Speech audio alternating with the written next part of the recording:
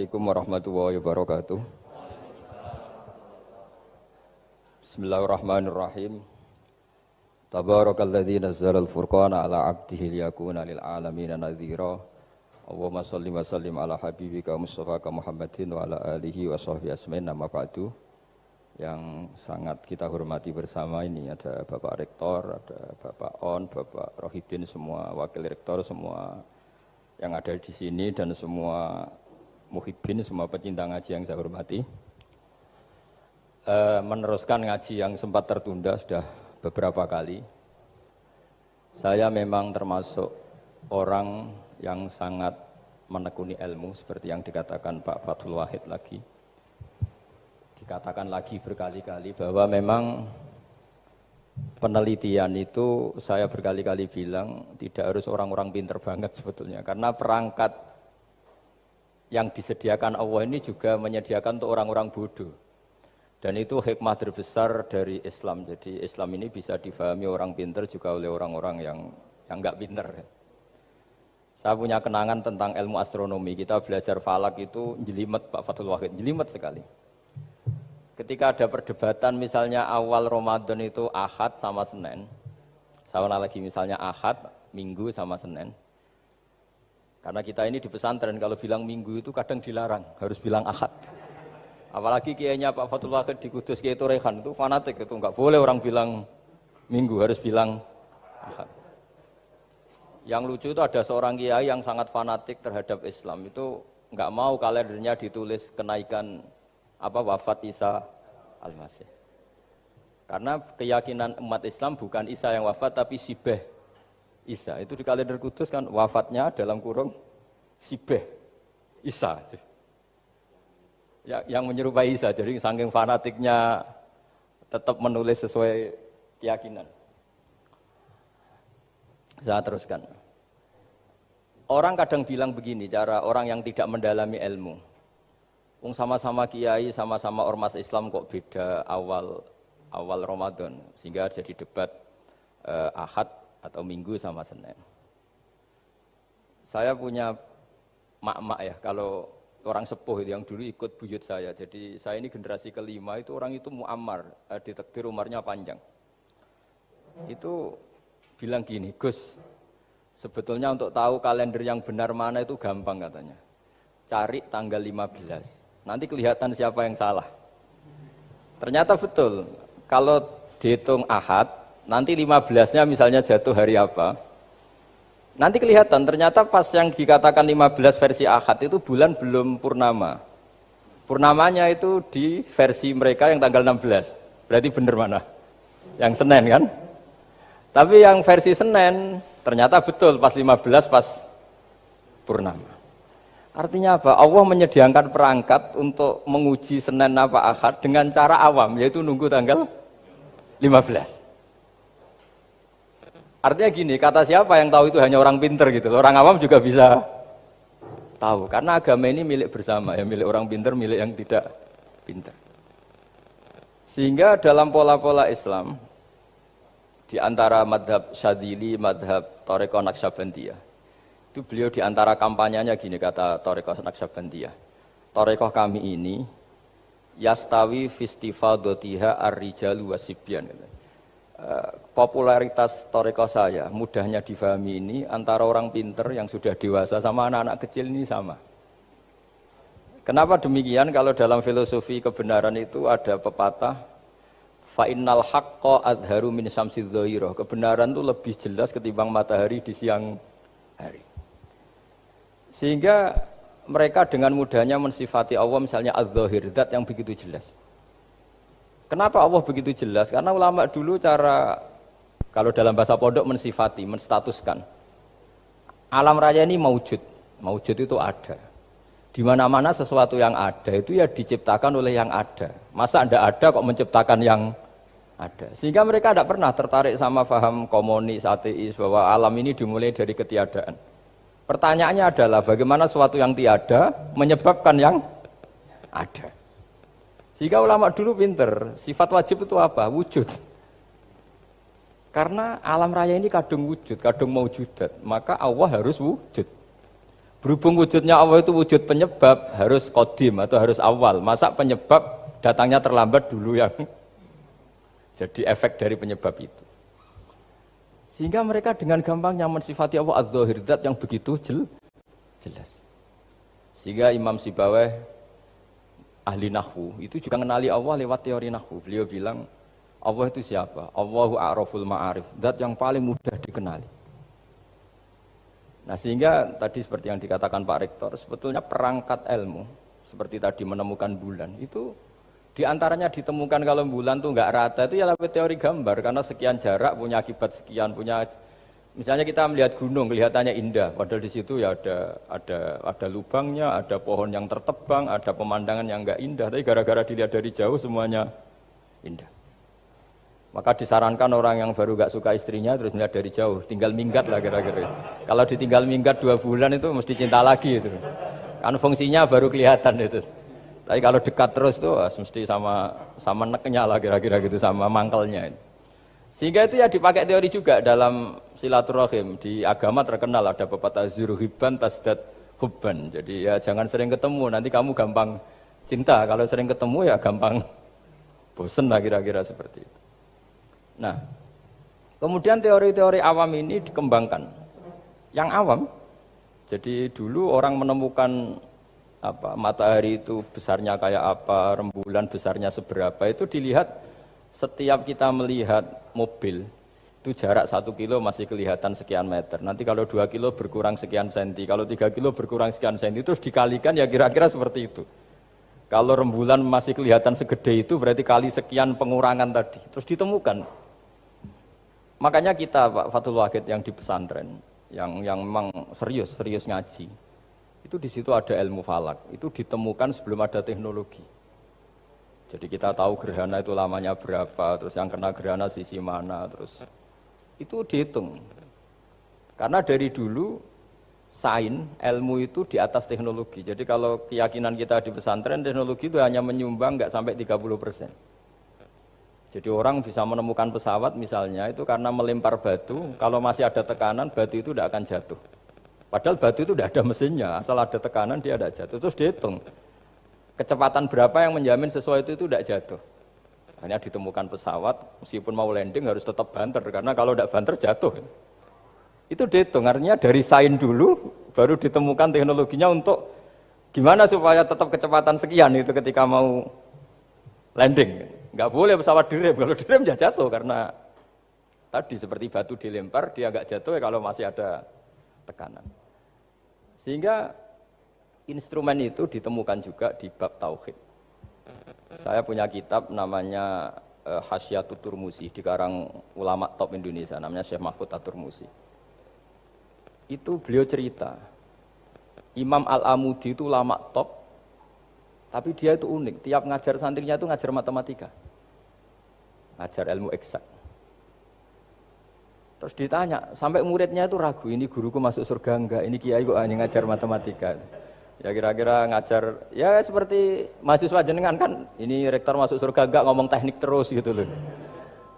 Tapi gurunya kayaknya enggak terima, diudhoni santrinya itu enggak terima, karena beliau seorang wali, murid-muridnya itu bermimpi. Ini penting saya ceritakan, mungkin agak aneh di dunia kampus ya, di bab ini. Kalau dalam teori kita, Pak On itu, mimpi sama nyata, melihat itu otoritatif mimpi. Ini yang agak aneh di ilmu pesantren. Jadi melihat jenengan langsung dengan mimpi itu otoritatif mimpi. Karena mimpi, ru'yal mukmin dijamin oleh Rasulullah sama dengan 46 juz'un minan nubuwah. Jadi persennya itu besar sekali, 46% dari juz'un minan nubuwah, otoritatifnya. Nah tentu tidur yang benar. Logikanya gini, kata-kata kitab-kitab menjelaskan. Orang kalau melihat langsung itu pasti terpengaruhi oleh cinta atau tidak cinta, senang atau tidak senang, sedang butuh apa enggak. Jadi kalau saya sedang butuh dengan Pak Rektor itu melihatnya dengan penuh harapan. Jadi kalau saya sakit mau mati itu senang lihat dokter karena ini harapan, Rektor nggak ngefek gitu kan gitu. Tapi kalau saya politikus ngelihat ketua partai itu lebih respect ketimbang melihat dokter. Jadi gara-gara banyak kepentingan ini melihat itu nggak pernah jujur gitu. Nggak pernah jujur. Jadi kebodohan manusia justru karena melihat itu kalau dalam teori kita. Makanya kalau dalam teori pesantren itu kebalik, anna sunyamun wa idza matu intabahu. Manusia itu hakikatnya tidur, baru setelah mati bangun. Misalnya kita di dunia nganggap uang itu penting, harta itu penting, jabatan penting. Setelah kita mati ternyata yang paling penting itu hanya sujud. Karena kamu itu kenangan ketemu Allah terbaik itu sujud. Yang kita anggap penting di dunia semuanya tidak penting. Yang kita anggap sepele kayak sholat ternyata itu super penting. Tapi sadar itu nunggu nanti di akhirat. Nah, saya ini termasuk syukur yang sadar sebelum sampai akhirat. Jadi termasuk orang yang beruntung lah gitu. Nah, kenapa mimpi itu begitu penting? Karena tadi ketika orang tidur itu off semua, sistem sarafnya, sistem apanya. Yang ada hanya pengendalian Tuhan. Karena dia tidak bisa mengendalikan dirinya sendiri. Apalagi kalau tidurnya benar ya tentu pakai wudhu, terus pakai doa-doa, terus menghadap kayak mayit itulah, standar mayit itu menghadap ke kiblat kayak posisi mayit itu. Sehingga dia ada intervensi pada dirinya sendiri, ya tidak punya keinginan dari dirinya sendiri. Kamu kan nggak bisa ingin wah tidur ingin ketemu wanita cantik kan tidak bisa nentukan gitu. Akhirnya ya benar-benar hanya milik Allah. Apalagi kalau kita bacanya benar, terus pikirannya benar. Makanya uniknya dalam Islam adalah doa mau tidur dengan wiridan setelah sholat itu ajarannya Nabi banyak mau tidur. Wiridan subhanallah 33, alhamdulillah 33, Allahu akbar 33 dan disempurnakan seterusnya itu ijazah Nabi kepada Sayyidah Fatimah itu untuk mau apa? Tidur. Bismika wada'tu jambi wa bismika arfa'u sampai doanya panjang. Allahumma aljatu zuhri ilaika, panjang sekali doa mau tidur. Saya yakin jenengan ndak hafal dan ndak. Paling ya bismika wada'tu jambi apa?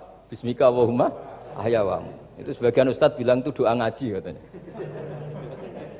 Oh, gitu.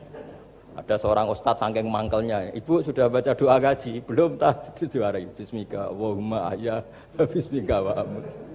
Wah itu kan doa mau tidur Pak Ustaz. Iya biasanya kalau ngaji tidur. Jadi doa itu kalau itu doa mau. Akhirnya mimpi itu penting. Karena di situ manusia enggak punya nafsu, enggak punya keinginan. Sehingga yang ada itu kata Nabi itu ada sittatun wa arba'una juz'an minan nubuwah. Sehingga dulu itu mimpi itu jadi sarana betul. Kita tahu kan cerita orang-orang dulu, Fir'aun itu kurang jahatnya, kurang kelirunya. Dia mimpi ada api dari Bani Israel yang membakar kerajaannya. Dan semua pentawilnya sepakat, itu maksudnya Anda akan dihabisin kerajaan Anda oleh bayi dari Bani Israel.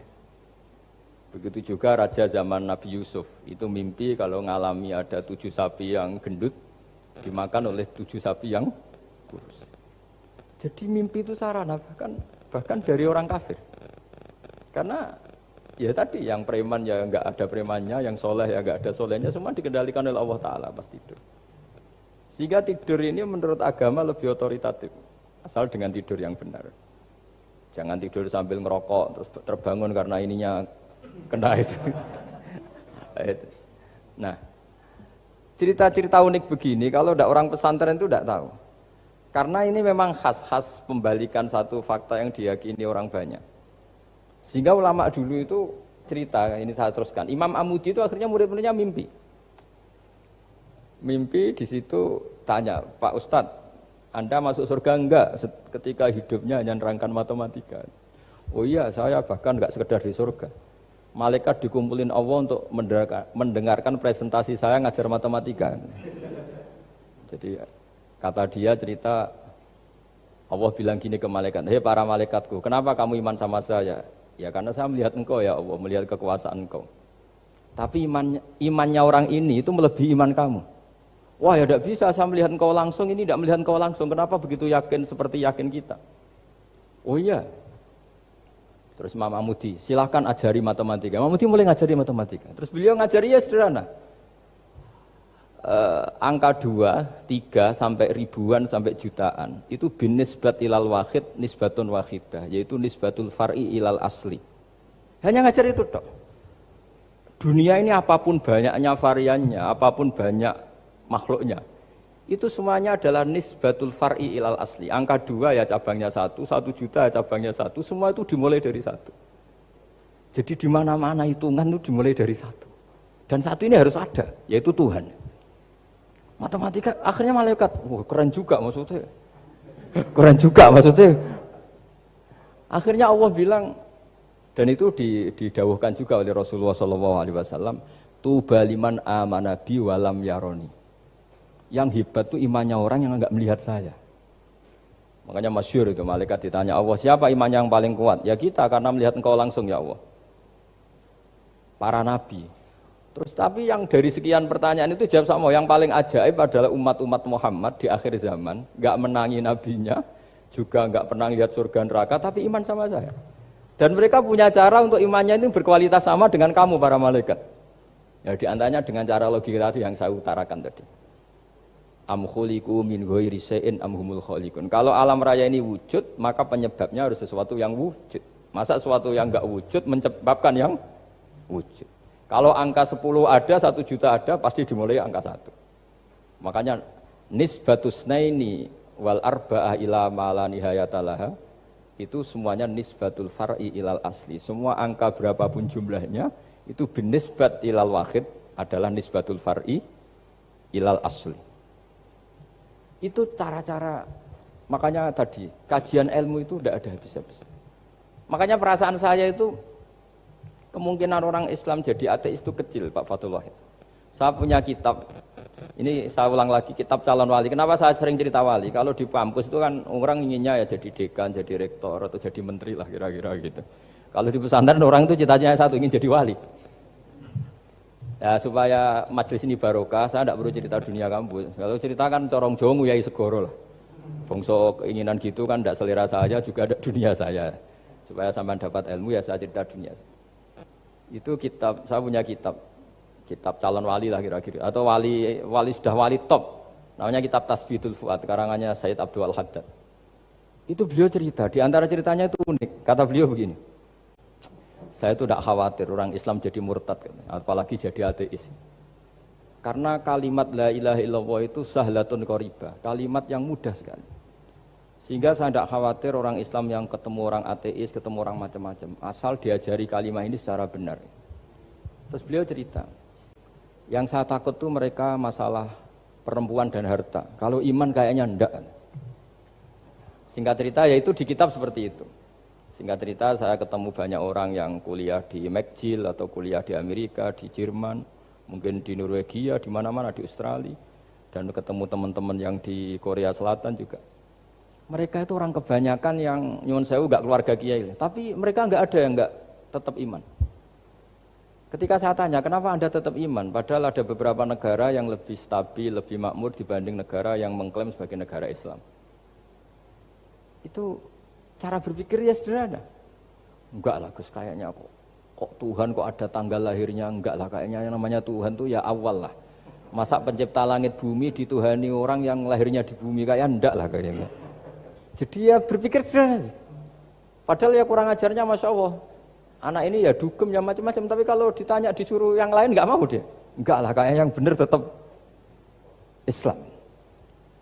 Karena kalimat ini, yaitu tadi eksistensi Tuhan, tadi eksistensi Allah itu, la ilaha illallah itu kalimatun sahlah, kalimatun qoribah, kalimah yang begitu mudah difahami. Kenapa mudah difahami? Misalnya kita ngaji, Tuhan itu siapa? Yang menciptakan langit dan bumi. Dengan misalnya perbandingan Tuhan itu siapa? Yang lahir di bumi tahun sekian. Enak mana cara kita menerima itu? Kan keren yang menciptakan langit dan bumi.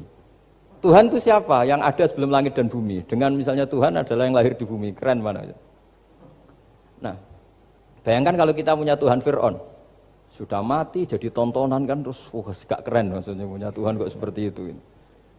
Nah ini yang katanya Syekh Abdul Haddad, kalimat ini sahlatun qaribah. Sehingga kalimat ini pula yang kita dilatih, la ilaha illallah kalimatu haqqin 'alaiha nahya wa 'alaiha namut wa 'alaiha nub'ats atau wa biha nub'atsu insyaallah taala minal aminin. Nah, saya sebetulnya tadi datang itu tidak ingin menjelaskan ini, tapi tadi kata Pak Fathul Wahid, ilmu itu kalau dikaji tambah hari tambah mudah, karena perangkat untuk menemukan bulan itu misalnya enggak rata itu gampang sekali. Pakai teori pemandangan ya bisa, pakai teori gambar juga bisa. Kalau teori pemandangan tadi, kalau kita bisa melihat mobil 2 meter masih kelihatan 2 meter, itu dengan jarak berapa masih orisinil seperti itu. Tambah jauh, tambah tidak kelihatan, tambah jauh. Nah ternyata setelah 5 kilo misalnya tidak kelihatan. Berarti untuk jumlah 2 meter hilang per 5 kilo. Nah berarti kalau bulan masih kelihatan segitu, berarti jarak kita dan bulan kira-kira sekian ribu kilo itu bisa dihitung, itu tanpa teknologi. Makanya sebetulnya teknologi itu nyumbang itu nggak sampai 30%. Yang paling banyak ya sains tadi, pengetahuan itu yang kayak tadi orang menemukan pesawat itu kontribusi terbesar tetap pengetahuan. Misalnya pesawat dari bahan ini kalau kecepatan sekian kena angin pecah enggak, tetap pengetahuan yang menopang itu. Teknologi kan paling mengantar supaya pesawat kecepatan sekian didorong mesin sekian dengan apa begitu. Nah, pesantren seperti kita ya, saya ini dididik Mbah Mun, dididik bapak saya, buyut-buyut saya, kiai. Itu sekali alim, yang alim betulan, itu ya alim betul. Ya karena memang yang repot nih nyuwun sewu yang agak-agak dukun itu ya ribet itu. Penting rambutnya gondrong terus terkenal gak pernah mandi terus nanti ada orang tertentu tertarik minta doa, ini yang ribet ini. Susah ini sertifikasinya susah ini karena tapi kalau kita ini di pesantren yang cara sertifikasinya jelas. Jadi berani jadi Gus harus bisa baca Mu'in gitu, berani jadi Kiai harus bisa baca Wahab. Aturan mainnya jelas kalau di ini. Yang repot tuh yang sebagian itu aturan mainnya tidak jelas. Terus promosinya itu pernah datangi menteri loh, pernah datangi wah ya ribet kalau ukuran keren tuh didatangi apa? Menteri atau pejabat. Saya teruskan ya karena ilmu itu harus menyelamatkan kita sampai di depan Allah Subhanahu wa taala. Nah, ketika kita menyifati Allah itu az-zahir, zat yang begitu jelas. Itu kalau kita kan kok begitu jelas padahal nggak bisa dilihat terus kita sendiri tidak pernah melihat. Tapi eksistensi Tuhan sebagai Tuhan yaitu al-wajibil wujud itu jelas sekali karena nggak mungkin suatu yang wujud diciptakan oleh yang tidak wujud. Kenapa harus awal? Masa pencipta datangnya terlambat? Terus juga harus bakok itu abadi atau al-akhir kalau dalam bahasa Quran. Masa zat yang superior kemudian kalah sama yang diciptakan? Berarti nanti ada kekuatan besar yang mengalahkan Tuhan. Ya kan aneh, kekuatan ini dalam kendalinya kemudian Allah kalah kan tidak mungkin. Makanya disebut al-akhir. Allah pasti tidak ada yang mengalahkan. Terus diantaranya lagi disebut qiyamuhu binafsihi. Kalau dalam bahasa Quran disebut al-qayyum. Zat yang berdiri sendiri. Enggak boleh Tuhan butuh yang lain. Kalau butuh yang lain berarti bergantung pada yang lain. Dan enggak usah jadi Tuhan lah kalau masih butuh yang lain. Sehingga karena kekuatan ini, saya ulang lagi, karena kekuatan ini, ketika anak-anak mahasiswa kuliah di Jerman atau di Swiss, di negara-negara yang lebih bahagia ketimbang negara yang mayoritas muslim, itu mungkin mereka tertarik sama sistem negara itu karena ada jaminan sosial ini. Tapi nggak pernah tertarik sama Tuhannya negara itu. Karena dihitung-hitung tadi Tuhannya mesti keren kita gitu. Jadi, nah ini cerita ke saya Abdul Haddad. Kata saya Abdul Haddad, kamu tidak usah khawatir lah umat Islam murtad atau jadi ateis gitu. Karena penjelasan tauhid Islam itu begitu jelas. Jadi by design manusia itu pasti nerima tauhid kira-kira gitu. Jadi ini pentingnya adz-dzahir. Jadi Allah itu begitu apa? Jelas. Tapi Allah juga mensifati dirinya al-batin. Nah, al-batin itu gak mudah dikenali. Kenapa? Karena tubuh kita desainnya ini profan. Tubuh kita tidak sempurna, rentan. Nah, tentu sesuatu yang nggak sempurna ini tidak bisa melihat zat yang super apa? Sempurna. Kita bisa rusak sementara Allah tidak.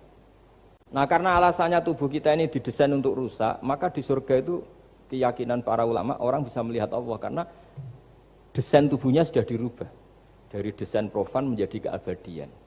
Sehingga di sini terus ada kelayakan melihat. Itu pun tetap min ghairi kaifin walan hisorin, tetap ya bisa melihat tapi corong Jawa itu kecelok melihat tapi tidak sampai faham. Karena bagaimanapun Allah itu la tudrikul absar wa huwa yudrikul absar. Bagaimanapun Allah itu laisa kamitslihi syai'un, tidak ada padanannya.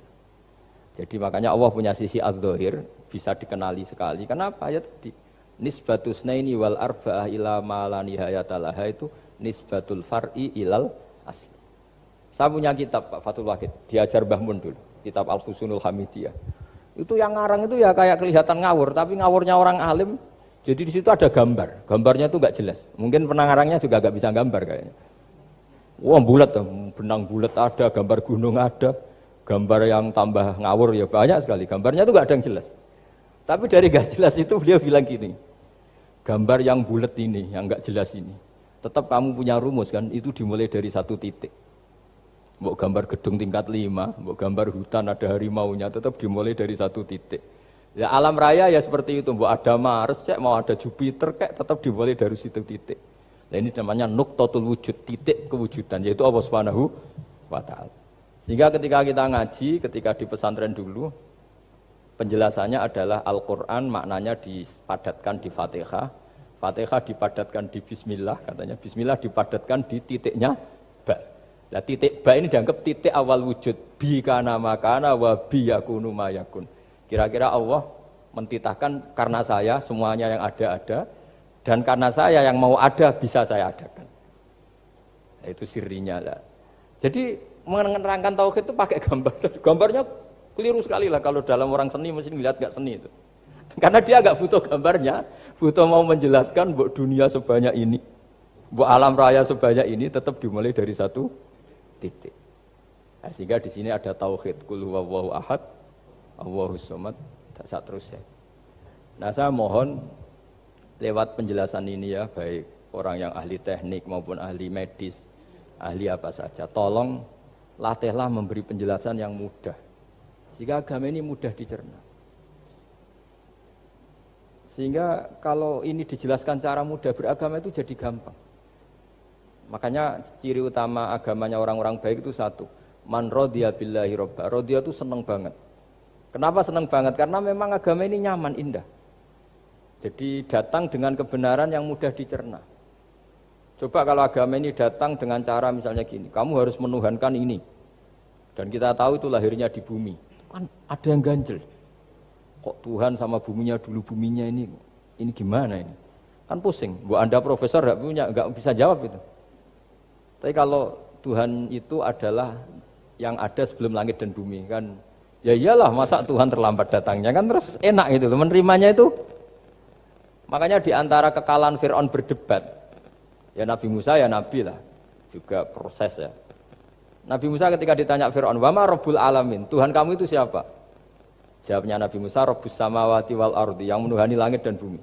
Itu Fir'aun masih bisa ngeles. Saya jalan-jalan kemana-mana, yang dituhankan saya, berarti yang Tuhan ya saya dong. Ma'alim tulakum min ilahin apa? Ghairi, kata Fir'aun.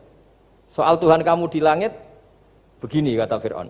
Haman dipanggil, Haman bikinkan piramida yang paling tinggi, saya ingin melihat Tuhannya Musa. Musa bingung kan? Padahal kalau naik piramida nanti Fir'aun pun tidak bisa melihat Allah kan? Wong yang Nabi yang kiai aja gak bisa melihat, apalagi Fir'aun. Padahal celakanya ketika dia tidak melihat Allah, dia akan mengatakan Allah itu tidak ada, ribet kan? Itu penjelasan tentang Tuhan ini sebetulnya sudah absolut lah. Rabbus samawati wal ardi, Tuhannya langit dan bumi. Tapi itu gak ngefek, di perdebatan gak ngefek. Yang ngefek adalah ketika Musa bilang gini, Rabbukum wa rabbu abaikumul awwalin. Sing nuhani buyutem. Wah kaget pengawal-pengawalnya langsung do iman meskipun secara siron, secara rahasia. Iya, nah, Quran pangeran berarti buyute ra di pangeran. Kan pangerane putune berarti buyute wah ribet kan? Ya kalau Fir'aun Tuhan, bapaknya tambah Tuhan kan, mbahnya buyutnya. Akhirnya kata pengawal Quran, geblek tenan Fir'aun. Artinya apa? Kadang argumentasi yang sudah benar, yaitu Tuhannya langit dan bumi kan ya benar lah. Tapi itu tidak ngefek, di perdebatan tidak ngefek. Yang ngefek adalah ketika Rabbukum wa rabbu abaikumul awwalin, yang nuhani nenek moyang kamu. Orang mulai mikir, kalau Fir'aun itu Tuhan, lalu nenek moyangnya Tuhannya siapa? Jadi ini seninya, makanya diantara syarat Nabi, jadi Nabi itu sidik, amanat, tabligh, fatona. Fatona itu ada kecerdasan. Dulu Nabi ya sering dibully, jangan kira Nabi itu enggak sering dibully, sering juga Pak Rektor. Jadi ada unta itu kena kudis. Kudis itu ya jenis penyakit menular lah. Nabi dengan teori tawakalnya, Nabi itu punya dua teori, kadang pakai teori tawakalnya, kadang pakai teori preventif. Makanya Nabi pernah ngendikan kalau ada penyakit menular di situ, kamu jangan di situ. Itu pakai teori preventif. Tapi kadang Nabi pakai teori tawakal. Nabi menghentikan la adwa wala tiarut. Tidak ada penyakit menular. Terus orang-orang yang ya usil lah kira-kira gitu. Ada unta kena kudis, dijejerkan yang waras. Ternyata yang waras ikut kudisen lah, ikut sakit. Senang orang ini. Ya Rasulullah ini saya jejerkan ternyata yang enggak tertular jadi tertular. Padahal engkau bilang enggak ada penyakit menular. Nabi jawabnya lucu. Faman a'dal awwala. Kalau yang pertama ini tertular siapa? Dia dikira Nabi itu kalah karena melihat unta yang kedua. Ternyata Nabi enggak, ketika dipanggil ya Rasulullah ini unta agak gudikan, tak jajarkan yang kudisen, ternyata ikut kudisen. Berarti penyakit itu menular. Tapi Nabi jawabannya faman a'dal awal. Lalu yang kena penyakit pertama tertular oleh siapa? Wah itu asli dari Allah. Ya maksud saya seperti itu kata Nabi. Nah itu yang dikatakan fatona. Jadi Nabi itu harus punya sifat apa? Fatona. Karena dengan kecerdasan itu Nabi bisa berargumentasi. Kayak tadi, ketika Fir'aun dikatakan Allah yang menuhani langit dan bumi, Fir'aun masih mengklaim dia Tuhan. Karena di mana-mana dia dituhankan. Tapi ketika diingatkan bahwa kamu anak seorang manusia, punya bapak, punya kakek, punya buyut, punya canggah kalau bahasa Jawa. Lalu kalau kamu yang Tuhan, dan Tuhan dimulai Anda, lalu mbah-mbah kamu Tuhannya siapa? Gak bisa jawab kan? Akhirnya banyak punggawa yang saat itu iman. Jadi iman itu bisa menghunjam kepada siapa saja termasuk yang orang-orang topnya Fir'aun. Sehingga ketika Fir'aun rapat Musa harus dibunuh besok, tangkap besok. Sebagian mereka itu membocorkan informasi itu. Datang ke Musa, tadi malam kita ikut rapat, keputusannya Anda dibunuh, maka larilah kamu. Itu barokahnya iman. Artinya ya karena logika Musa lebih masuk akal ya mereka lebih percaya sama Musa. Tapi gara-gara profesi ya tetap kerja dan yang mulai ribet dunia. Ya mulai ribet. Jadi makanya kamu jangan tanya kaifa hukmul mukmin sing yukhfi imanahu, bagaimana hukumnya orang mukmin yang menyembunyikan imannya demi aman. Ya tidak usah kamu jawab, kalau kamu jawab boleh ini kok kayak pecundang, kalau kamu jawab haram pernah terjadi itu. Wa qala rajulun mu'minum min ali fir'auna yaktumu imana. Ini khazanah ya, jadi saya mohon mengkaji Islam itu harus dengan sisi-sisi yang bisa difahami orang pinter juga orang bodoh. Kata Imam Ghazali banyak itu, karena hadatin itu harus difahami orang pinter juga orang bodoh. Terus contoh yang paling populer tentu sering saya utarakan masalah iddah. Iddahnya orang terceraikan itu 3 kali masa suci. Kalau menurut Abu Hanifah 3 kali masa haid. Orang pinter tahulah kalau perempuan sedang haid, menstruasi pasti sedang tidak hamil. Sehingga kalau dia sudah haid 3 kali ada kepastian tidak hamil. Kalau tidak hamil artinya apa? Enggak ada sperma dari zaut awal, suami pertama yang jadi anak dia. Padahal tujuan iddah adalah nanti kalau di hubungan suami istri sama suami kedua jelas anaknya suami kedua. Tapi kalau andaikan tidak ada iddah kan malam hubungan suami istri, pagi bentrok cerai, terus kawin. Kumpul suami istri lagi terus nanti anaknya itu anaknya siapa? Kan enggak jelas. Kalau sampean bisa klaim lewat DNA, DNA juga mungkin secara ilmu objektif Pak Rektor. Masalahnya juga bisa disuap kan? Saya sering dibantah orang-orang itu. Wah Gus DNA itu otoritatif karena gini-gini enggak mungkin bohong kamu. Ya DNA-nya enggak bohong, pegawainya bisa disuap kan? Kayak enggak tahu manusia apa enggak tahu Indonesia, enggak tahu terus. Itu yang sensitif itu, yang mulai wilayah sensitif itu. Kayak tahu manusia apa kayak tahu Indonesia? Manusia aja ya sudah. Berarti Anda sangat nasionalis. Jadi ribet kan? Maka dianjurkan ada iddah. Dengan iddah selesai berarti benar-benar perempuan ini baru atur rohmi, rahimnya steril dari unsur mani zaut awal. Dan kalau 3 kali masa suci itu artinya apa? Kira-kira 3 bulan. Kira-kira ya. Wal mutallaqatu yatarabbasna bi anfusina salasata apa? Quru. Pertanyaannya kalau 3 bulan, andai kan tidak pakai teori ilmiah, menstruasi itu sudah teori ilmiah. Ada yang tanya ke saya, Gus kenapa harus sampai 3 kali, padahal menstruasi pertama pasti sudah ada hamil. Saya jawab, menstruasi pertama itu namanya keluar darah. Enggak ada jaminan kalau itu haid, bisa saja keluar darah karena kaget, karena kecelakaan, karena apa. Sehingga kalau misalnya perempuan diceraikan, Gus saya sudah haid. Yang jamin kalau itu haid siapa? Maksudnya keluar darah dengan makna tidak hamil. Bisa saja keluar darah kali ini faktor kaget ya atau faktor kecelakaan. Tapi kalau sampai 3 bulan karena per bulan haid sekali, itu meskipun haidnya keliru. Haid keliru itu misalnya sebetulnya itu enggak darah haid tapi darah penyakit istighathah. Kan tetap kelihatan, masa 3 bulan gak blending cara Jawa? Kan mesti bentuknya tubuh sudah berubah. Artinya kata ulama-ulama, agama ini gak bisa hanya mengacu ilmu. Kalau mengacu ilmu haid sekali sudah cukup. Tapi kenapa harus 3 kali? Karena 3 kali, orang awam tahu semua kalau itu sedang hamil atau tidak hamil. 3 bulan dari dicerai kan kelihatan kalau hamil ya bentuk tubuhnya sudah rubah, kalau enggak. Intinya agama ini harus agama yang mudah difahami orang pinter, juga difahami orang yang tidak pinter. Kayak tadi bulan tadi, saya juga gak ngira kalau orang goblok jadi pinter itu. Jadi ini cerita ya, jadi supaya kita meskipun di lembaga kampus, di lembaga modern, jangan lupa tradisi-tradisi kebodohan ya diabadikan lah kira-kira itu, karena bodoh kadang ya penting.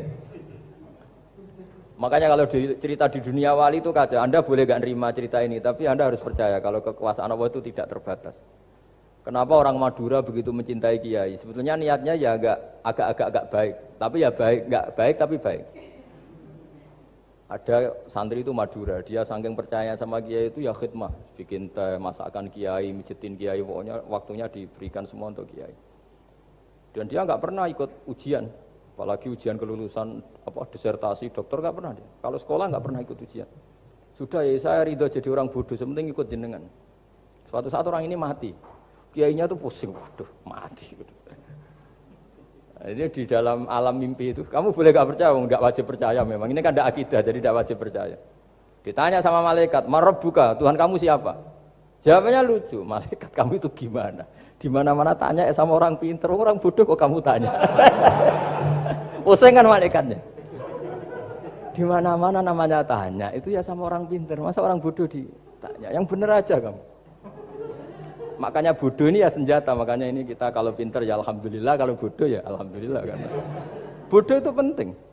Kalau negara ini tidak makmur, yang disalahkan mesti para rektor. Gunanya apa ada rektor kalau nggak solusi bagi bangsa ini? Orang bodoh pasti nggak disalahkan kan? Nanti kalau ada hisab, kenapa Indonesia carut marut? Yang dipanggil Allah itu menteri, rektor, pasti itu. Apa kontribusi Anda sebagai orang pinter, sebagai profesor, sebagai orang bodoh aman? Santai, nggak kena panggilan kan? Karena Anda harus bertanggung jawab. Akhirnya terus malaikat tanya, lalu yang pinter siapa? Yang di atas itu, kiainya yang nalkin itu, yang di atas itu. Walhasil kiainya itu karena wali itu dengar. Ya wile cung bodoh kok terus nganti wis mati. bodoh kok kamu bawa sampai mati. Jadi kadang orang bodoh itu ya pinter tadi, malaikat tuh kamu itu gimana? Di mana-mana tanya itu ya sama orang pinter. Orang bodoh kok kamu tanya. Ya ribet kan kalau sudah ketemu seperti itu. Nah, Nabi juga sering ngalami dialek sama orang bodoh. Kadang Nabi yang ngalah, kadang logikanya orang bodoh itu lebih gampang. Itu ada orang pencari dop itu semacam kayak biawak ya. Tapi tidak biawak, kayak semacam biawak. Itu ketemu Nabi, kamu tahu kalau saya ini Rasulullah? Tidak tahu ya. Ya kamu harus iman kalau saya ini Rasulullah. Hatta yu'mina laka hadad dop. Ya kalau hewan ini iman sama kamu ya saya iman. Ribet kan ukurannya itu. Waduh, untung Nabi betul. Terus Nabi tanya, Dop, kamu tahu kalau saya Rasulullah? Terus Dopnya saat itu bisa bicara, asyhadu annaka Rasulullah, terus baru iman. Imannya tanya, kenapa kamu iman sama Rasulullah? Hewan aja tahu kalau dia Nabi, apalagi manusia.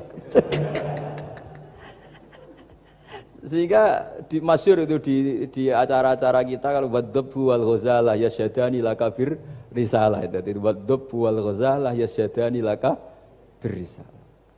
Sehingga kekeliruan kita, saya sering ngomong di mana-mana, matur di mana-mana. Masyarakat Indonesia mayoritasnya tetap yang enggak pinter. Orang Islam mayoritas yang enggak pinter. Lalu orang enggak pinter ini diabaikan sehingga mereka enggak jadi energi yang luar biasa untuk mengawal Islam atau mengawal Indonesia. Itu keliru menurut saya. Menurut saya orang-orang yang nggak pinter pun tuh punya nurani. Zaman kita dijajah Belanda, itu tidak semua orang rektor, tidak semua orang profesor, tidak semua orang kiai, tidak semua orang alim. Mereka orang-orang yang nggak terpelajar, tapi tetap tahu caranya melawan apa? Belanda, melawan penjajah. Karena tadi manusia ini diciptakan itu sudah punya pengetahuan. Seperti mukadimah yang dibaca Pak Rektor, Iqra wa rabbukal akram alladzi 'allama bil qalam 'allamal insana ma lam ya'lam. Jadi bawaan manusia itu akan tahu untuk sesuatu yang perlu diketahui meskipun dia orang bodoh.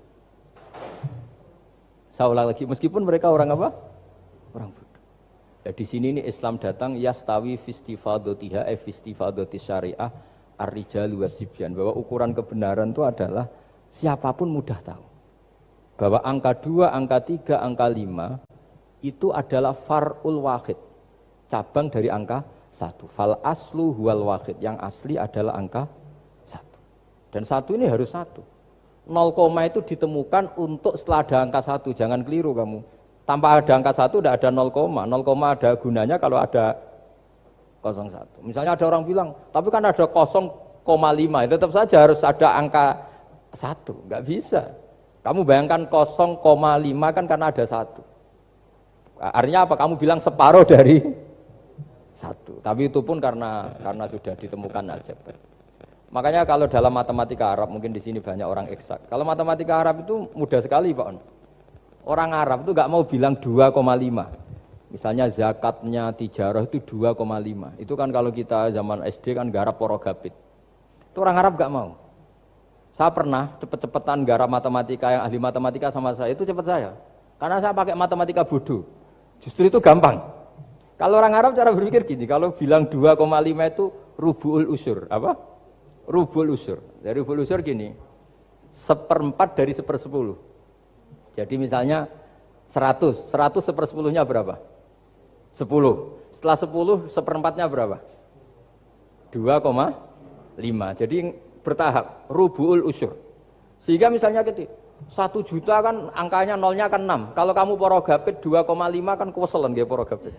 Kalau orang Arab gampang, 1 juta 1/10-nya berapa? 100. 1/4-nya 25. Berarti 2,5-nya 1 juta 25.000. Orang Arab bilangnya rubu'ul usur. 1/4 dari 1/10. Jadi di 1/10-kan dulu baru di 1/4. Jadi lebih cepat. Sampai pakarnya tanya, Gus kok bisa gini? Wah, aku anak kiai ngawur. Saya ini, makanya banyak orang pesantren itu pintar matematika. Sebetulnya matematika yang model, ya sebenarnya kayak agak model bodoh itu. Tapi itu gampang, orang awam gampang. Kalau kita kan enggak, misalnya zakatnya zuruk, zakatnya tanaman itu 1/10 atau 1/20. Kalau orang Arab enggak mau 1/10 atau 1/20. Berarti kalau 100 ton atau 100 pintal berarti berapa? 10 atau 5 kan? 1/10-nya 100 berapa? 10. Kalau 1/20-nya 5. Kalau hitung-hitungan di fikih zakat orang modern kan 1/10 atau 1/20. Kalau orang Arab nggak mau bilang gitu. Zakatnya zuro itu al-usur 1/10. Berarti per 100 ton misalnya 10. Atau nisful usur, separuh dari 1/10. Jadi nggak mau bilang 1/20. Usur atau nisful usur. Gampang mana coba? Ya kan, usurnya kan 10. Kalau nisful usur 5 atau 1/20. Daripada gawe porogapit, wah seruat. Jadi kita ini yang kelihatan goblok matematikanya ya pinter juga gitu. Meskipun juga tetap goblok karena ada nekuni gitu. Sehingga di pondok itu ya dulu diajarkan faraid, falak itu ya gampang sekali karena memang hitungan Arab gitu. Kalau bilang 2/3 itu sulusani apa? Jadi 6. 2/3-nya 6 berapa? 6 sulusnya berapa? Sepertiganya? 2. Nah, sepertiga itu sepertiga 2 kali. Berarti berapa? 4. Ya, 6 itu 2/3-nya kan? Pokoknya bahasa Arabnya sulusan. Kalau orang terjemahnya berapa? Kalau orang 2 kali sepertiga, Pak. 2/3. Sulusan itu 2/3. Nah, itu kalau orang Arab bilang enggak 2/3, sulusani. Sepertiga 2 kali. Jadi 6 di sepertiga dulu 2. Nah 2 itu 2 kali. Berarti berapa? 4. Jadi itu. Nah Quran itu ya kira-kira gitu. Jadi kelihatannya goblok, tapi itu pinter itu. Yang porogabit kelihatannya pinter, tapi tidak pinter. Ukuran orang pinter yang mempermudah yang sulit. Jangan mempersulit yang mudah kan itu. Makanya saya bilang ini yang pinter yang mana itu.